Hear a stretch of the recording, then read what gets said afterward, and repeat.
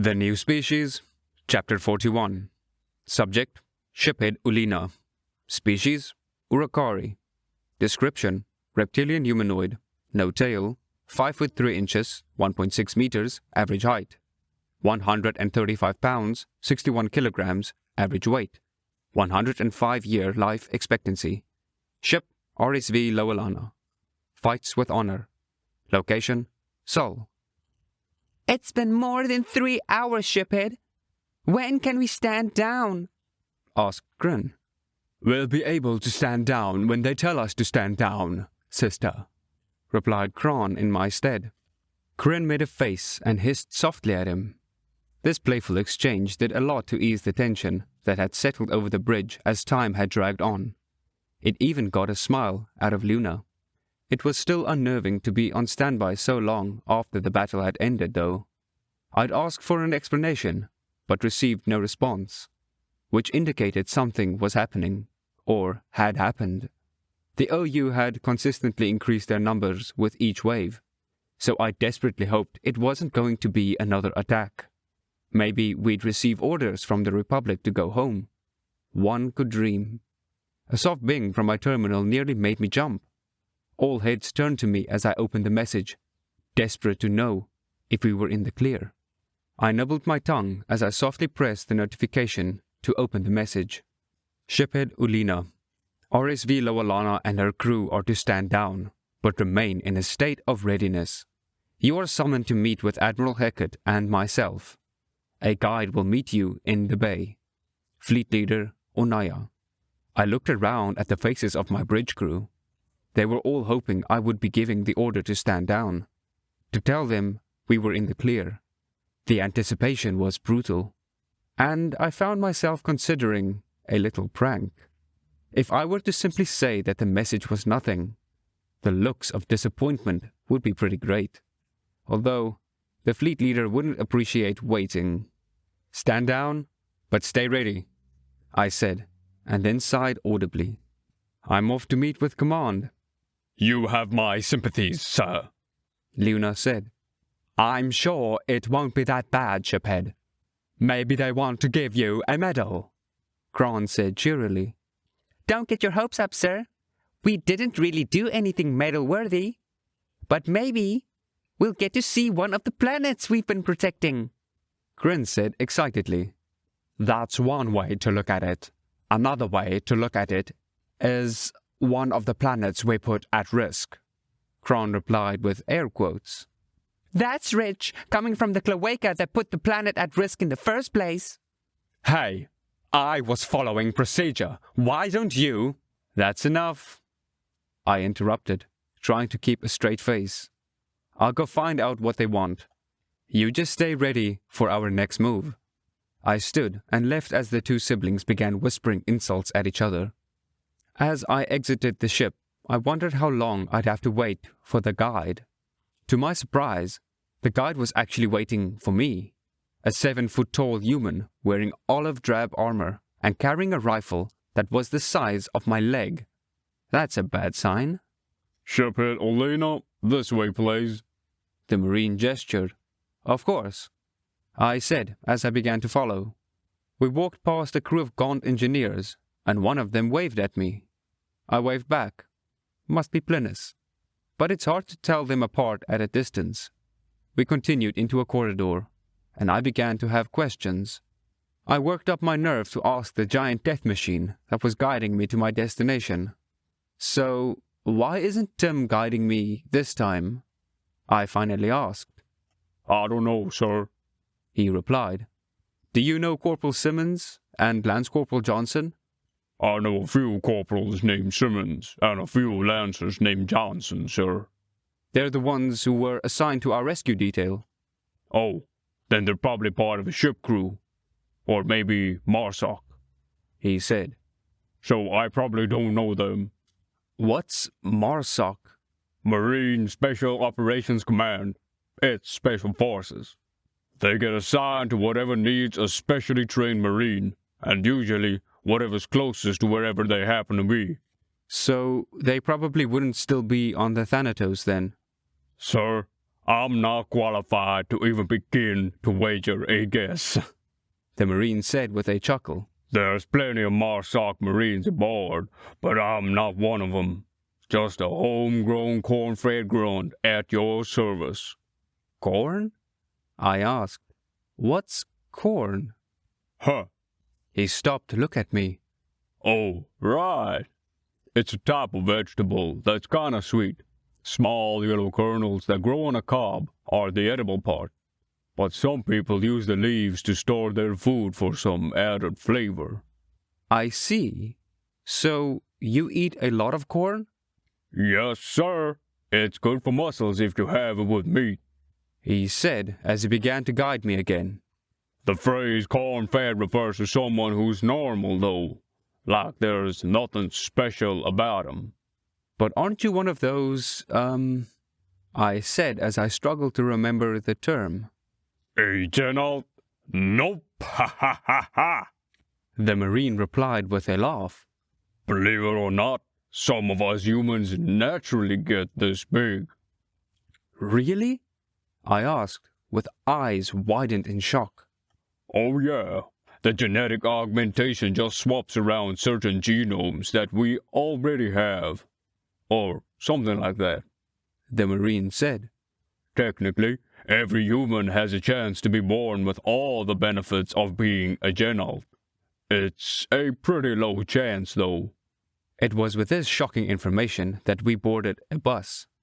The ride was spent in silence as I digested what I had just learned.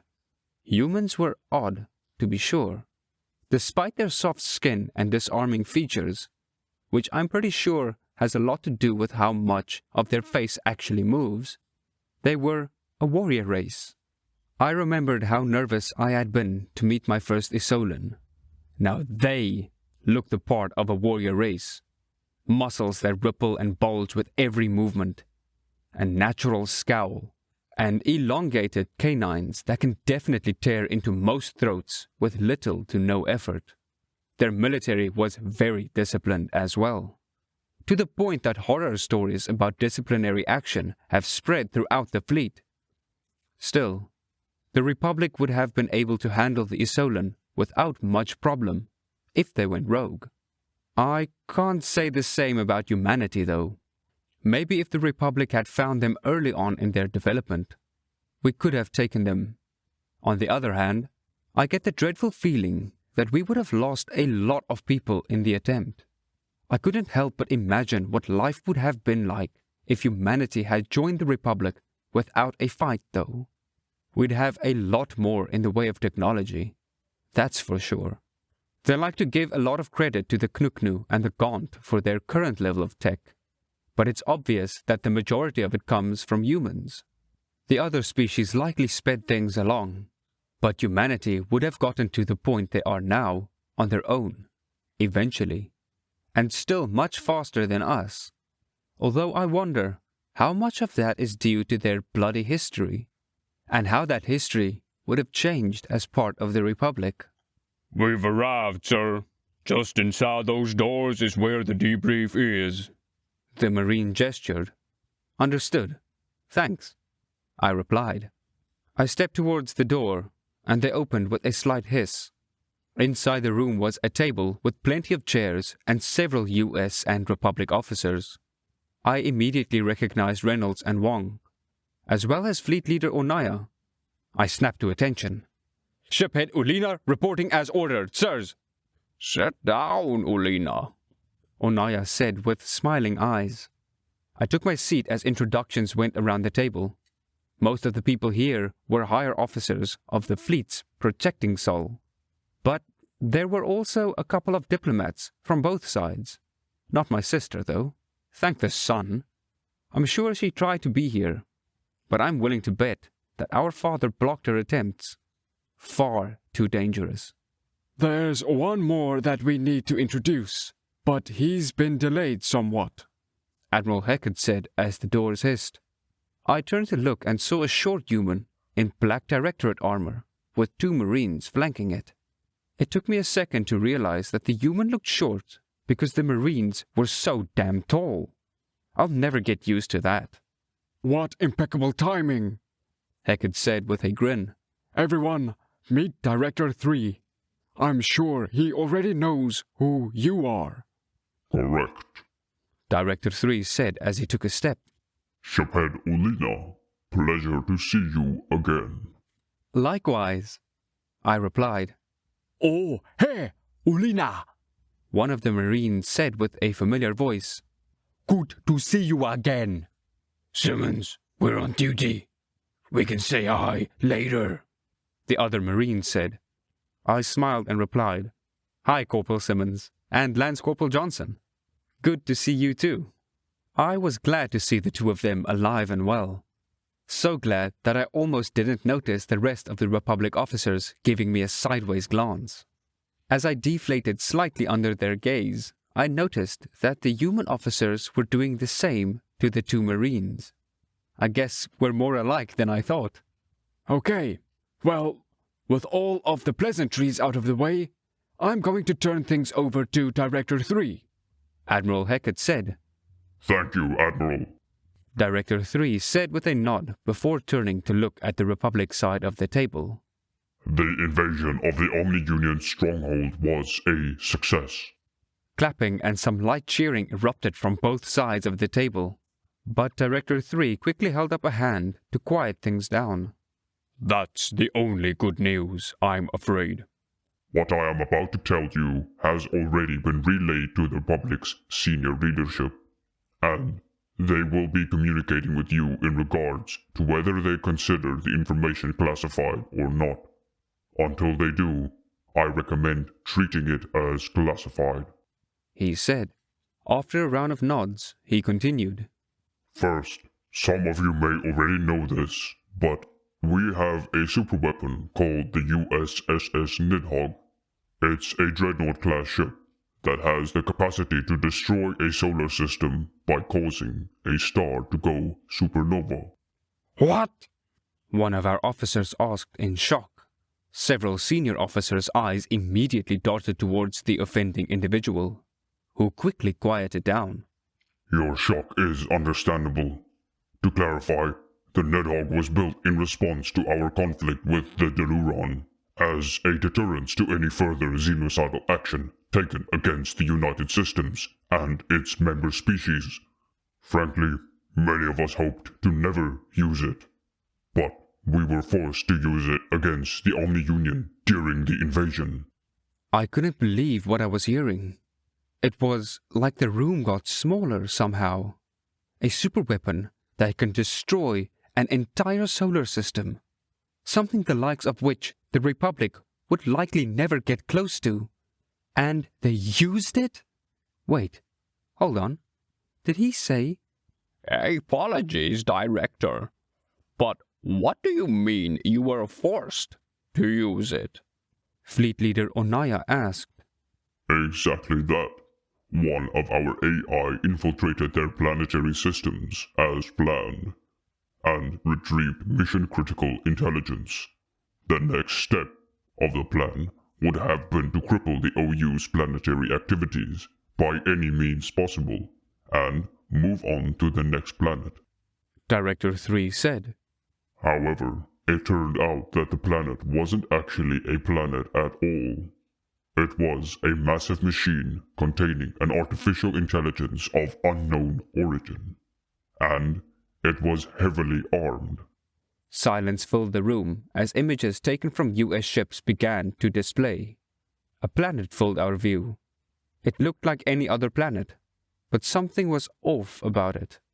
The images scrolled until they reached the short video of the planet firing, and the two US ships exploding. My blood ran cold.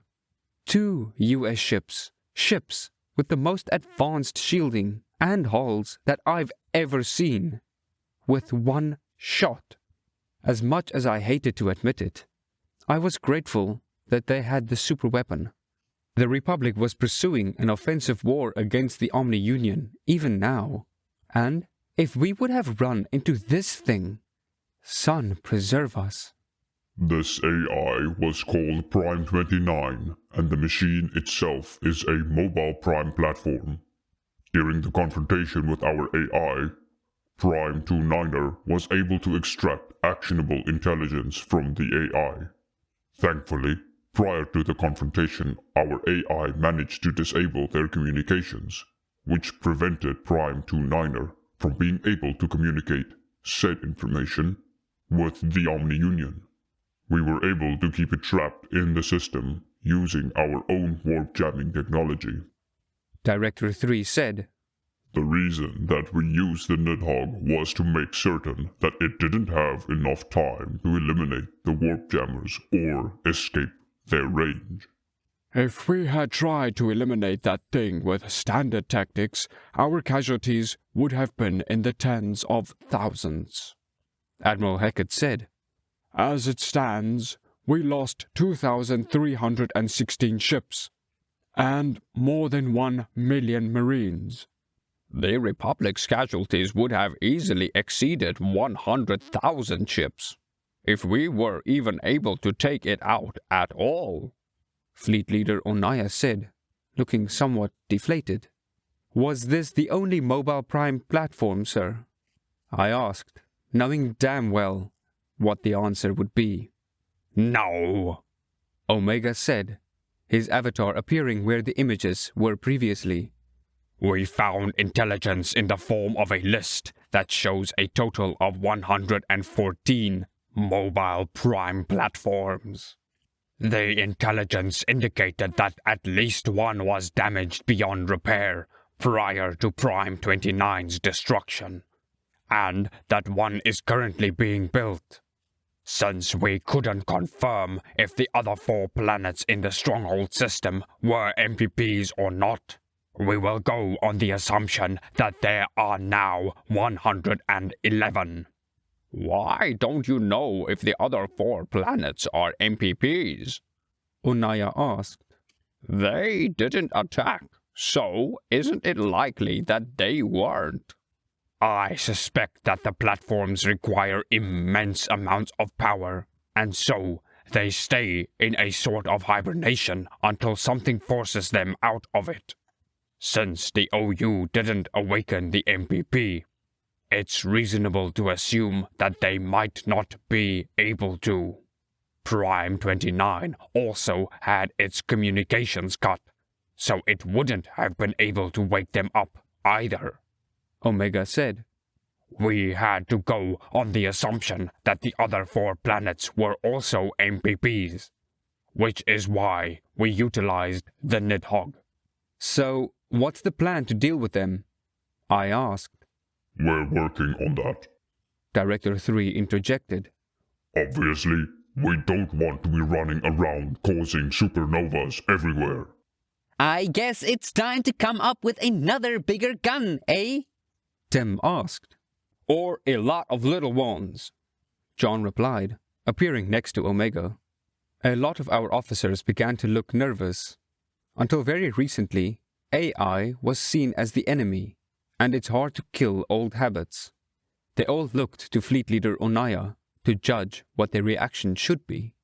He didn't react, so they didn't either.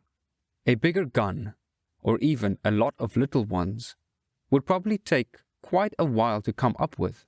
The US has amazing manufacturing procedures, but not nearly as many shipyards as the Republic. It was arguable whose engineers were better. The US had come up with some amazing things, but they had the benefit of necessity driving their creativity. Our engineers came up with what they created out of pure speculation. If the two worked together. Omega, if I may ask, how long would it take the US to create a new fleet? One of ours or one of yours? The AI asked with a hint of smugness. One of yours, I replied. Factoring in material procurement, at least a year and a half. Assuming everyone working at capacity and nothing went wrong, which isn't a very realistic assumption. Omega said. What about us, Fleet Leader? How long to manufacture 5 million ships? I asked. Our primary delay would be material procurement, But we managed to do 8 million in 7 months at the beginning of the OU war, Onaya replied. All of the US officers' eyebrows rose at this. I took a little pleasure at being able to surprise them, for once. Our manufacturing capability was born from nearly every species already having at least one shipyard prior to joining the Republic, and maintaining those shipyards even now. If we were able to apply US manufacturing standards to those shipyards, the OU wouldn't stand a chance. We have a lot more shipyards than the US does, I began. If the US were to make use of those shipyards, both sides would benefit massively. While that may be true, there's always the risk of us turning on each other after the OU is dealt with, Omega said. That's a bit pessimistic, John said. But historically accurate, Tim cheerily exclaimed. That may be the case, but there are ways to prevent that, bolstering the US fleet and shipyards to meet the same size as the Republic's, for instance. It would take quite a while for the US to catch up to the Republic ship count on its own, and we've got barely any chance of catching up to your tech on our own, I said, holding my hands up to quiet the AI. This is true, Onaya began. And your corporations would even fall in line. Greed is their primary motivator, and this deal would require a lot of trade and chance for profit. Director 3 looked deep in thought before he finally spoke up. Is this something that the Republic would agree to? Probably, I said. I'm not an official diplomat, so I can't say with 100% certainty, but the US is more likely to say no than we are. I'll bring it to the Directorate, and we'll convince the Senate of the necessity, Director 3 said with a nod.